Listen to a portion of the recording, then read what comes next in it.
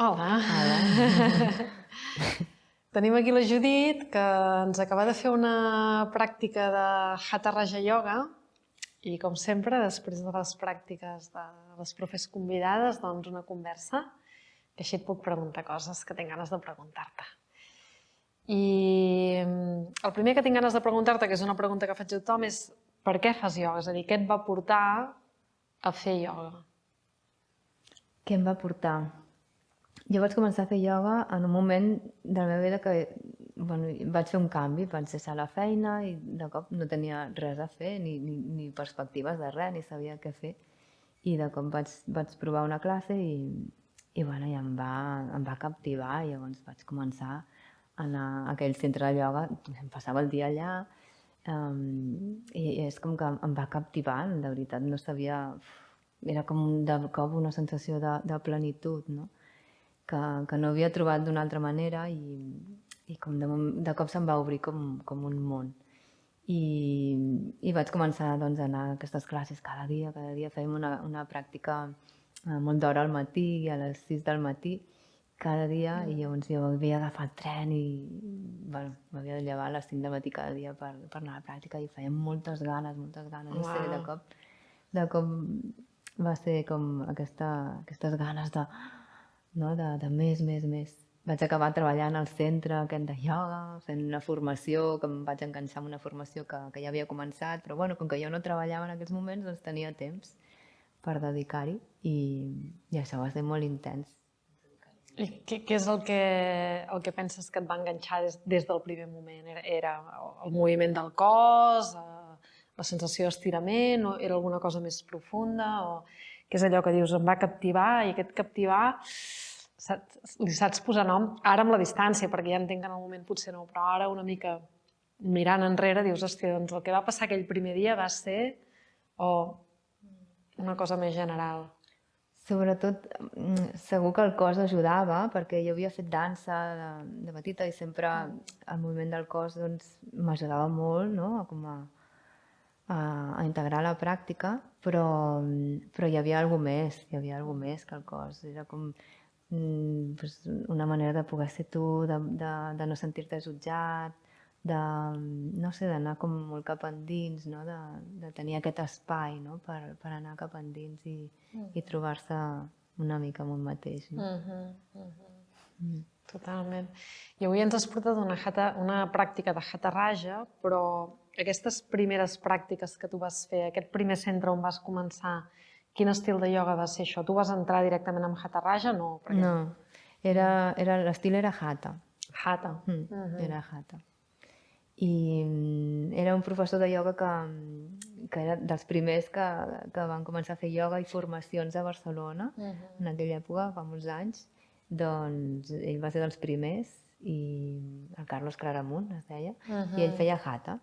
I llavors doncs, vaig fer 2 anys i mig, més o menys, amb ell, i llavors de cop va aparèixer a la meva vida l'Andrei Ram. L'Andrei Ram, que és, diguem, el nom de Hatha Raja Yoga és la seva pràctica, no? I el seu llinatge, i l'Andrei Ram és un deixeble de Dharma Mitra, que justament hem tingut l'Olga, que ens ha fet una pràctica de Dharma Mitra, i parla'm una mica de la teva relació amb l'Andrei, de per què és el que et fascina de la pràctica que ell proposa, què és el que ha fet que tu ara et consideris deixeble de l'Andrei, no? La pràctica de l'Andrei, de fet, té unes bases, evidentment, de Dharma, però són bastant diferents perquè ell doncs, hi ha posat el seu toc, no? I per això ell li diu el Hatha Raja Yoga. I el que em va captivar d'ell és la profunditat en la que és capaç de portar-te, no? De cop estàs fent la seva pràctica i és com estàs en un lloc molt, molt, molt profund que no saps ni com hi has arribat, no? I jo me'n recordo que els primers anys de pràctica amb ell me passava les pràctiques plorant i no sabia ni per què. I és perquè havia arribat tan profund i de cop sortia, no? No sé, aquelles ganes de plorar i de deixar anar i és com que realment et fa anar molt lluny. Perquè la pràctica té la seva dimensió emocional, no? Això és bo o és dolent? Perquè a vegades tenim alumnes que s'espanten una mica, no? Quan quan arriben a un espai durant la pràctica que es posen emocionals i ens ha passat a tots, no? Ens ha passat a tots. Potser és el més interessant, no?, quan et passa això. Sí, perquè vol dir que has pogut anar una mica endins, no? I veure a veure què passa dins, no? Que és el que ens costa en el dia a dia, no? Ens costa parar i anar endins. De fet, ha sigut molt curiós perquè havíem parlat una estona abans que comencessis la pràctica i en el moment que t'has assegut a l'estora i t'has posat a fer pràctica, hòstia, els ulls t'han començat a brillar d'una manera molt especial i jo he tingut aquesta sensació d'estar en un lloc que ja coneix i que sap que passaran coses molt interessants, perquè hi havia com un brillo molt, molt, molt especial durant tota la pràctica. No sé si això es veurà, però des d'aquí la sala sí que es veia, no sé si en el vídeo es veurà, però els ulls estaven somrient tota l'estona d'una manera molt, molt, molt intensa, no? Durant la teva pràctica, era una cosa molt bonica de veure. Una altra cosa que he trobat molt, molt bonica de la teva pràctica és que et mous d'una manera molt lenta, moviments quasi felins, vas veient com tota la progressió de la cama que avança des d'endarrere fins endavant, com els dits dels peus es col·loquen, clac, fins que arribes a la postura, no? Això és una cosa que tu has begut de l'Andrei, és una cosa que és molt teva, hi ha un motiu per això, és el que et surt de natural? Jo crec que és bastant de l'Andrei, perquè ell era ballarí i la seva pràctica és molt així, no? Molt fluida, molta delicadesa, però a la vegada té molta força, és com que...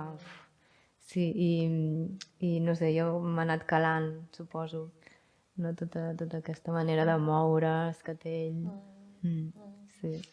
I en algun moment deies també que la postura, no sé com ho has dit, ara en aquest moment no ho recordo ben bé, però que no és estàtica la postura, no? Que hi ha coses, això ho has dit en més d'un moment, hi ha coses que passen dins de la postura, tu pots decidir fer uns petits ajustaments dins de la postura, canviar una miqueta l'alineació en funció d'allò que estàs sentint, i després el que es veia molt en tu, en la manera com tu fas, és que estaves sempre acompanyant la postura amb la respiració. Sempre hi havia com un moviment que acompanyava la postura.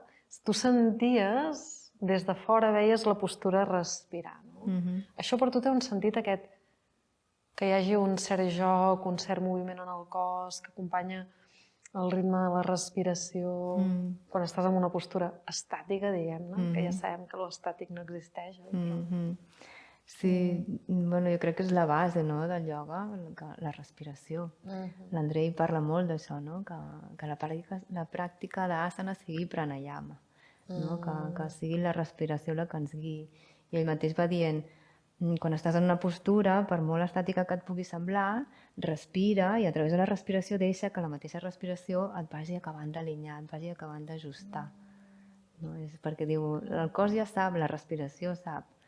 Deixa, en comptes de la ment, deixa que sigui la respiració la que et vagi guiant.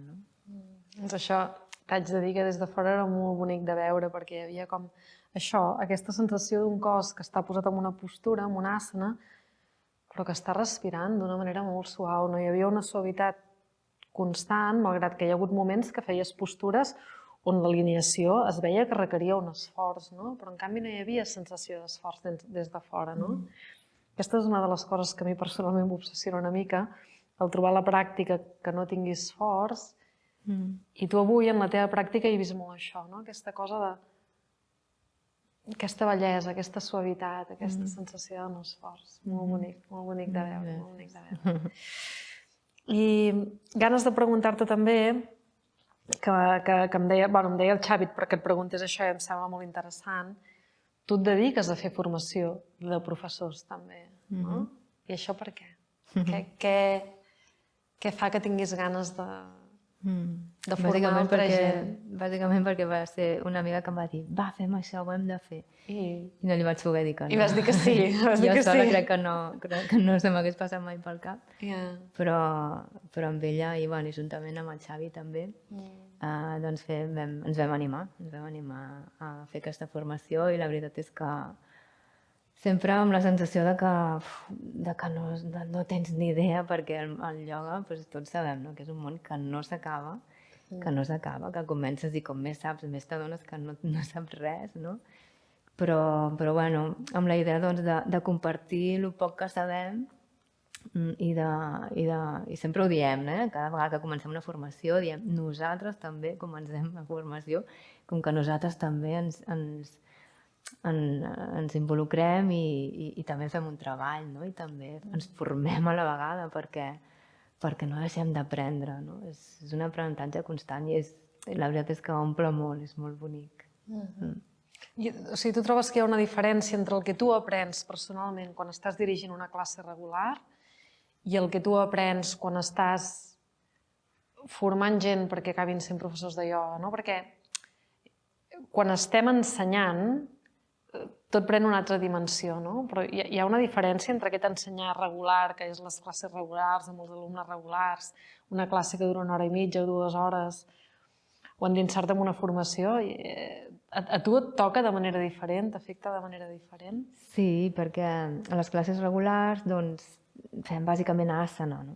És el que més fem, més asana i una mica de pranayama. Però a la formació, clar, doncs hi ha tota una filosofia darrere, hi ha tot... és molt, molt més extens. Llavors, doncs, potser expliques teoria, no sé, de yamas i niyamas, però a la vegada que les expliques, doncs, tu també te'ls apliques, no? Perquè són coses... És com que te'n vas de retir, no? Sí, totalment. Un cop al mes ens anem de retir, perquè són coses que sempre necessitem acabar de polir, no? No s'acaba mai, això, del ioga. Llavors va bé com explicar-ho per recordar-ho a tu mateix, no? No s'acaba mai, això del ioga. És l'autoindagació constant i absoluta, no? Perquè moltes vegades és una de les coses que ens plantegem també tramuntana, no? Que realment la pràctica sigui una pràctica que estiguem fent indagació constant, que no ens haguem instal·lat a... Bueno, això és el que fem, i ho fem així, i l'únic que ens interessa és l'aspecte que això té i que estigui buit de contingut, no? I a vegades transmetre això als alumnes és complexa, no? Dir-los, ei, la pràctica de ioga va de fer una mica aquesta indagació, no? I de mantenir-la viva, no? Quines eines tens tu per portar això a classe, no? Per dir-los a la gent, quan estem en aquestes classes curtes d'1 hora i mitja, 2 hores, no? Per fer-los entrar en profunditat en la pràctica. Com ho fem, això, no? Costa. Jo la veritat és que no soc gaire xerradora i a les classes depèn. Potser tinc èpoques que potser xerro més i explico més coses així com de filosofia i de vegades no. I de vegades jo el que intento és crear un espai, sobretot això, crear un espai on hi pugui haver silenci mental, on cadascú pugui anar trobant aquest silenci mental, que la ment es vagi calmant i que puguin ells mateixos anar cap endins. Però intentar crear aquest espai de pau, de tranquil·litat, un espai on ningú se senti jutjat, on tots ens sentim iguals, tots inclosos iguals, i que a poc cadascú vagi trobant aquesta sensació i que puguin a poc anar entrant cap endins. Que bé. Bueno, jo crec que avui la gent que esteu a l'altra càmera, quan feu la pràctica haureu pogut percebre una mica això, aquest espai que la Judit sosté.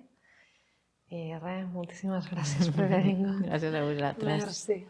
Merci. Ha sigut un plaer veure't i escoltar-te. Igualment, gràcies per convidar-me. Merci. Moltes gràcies.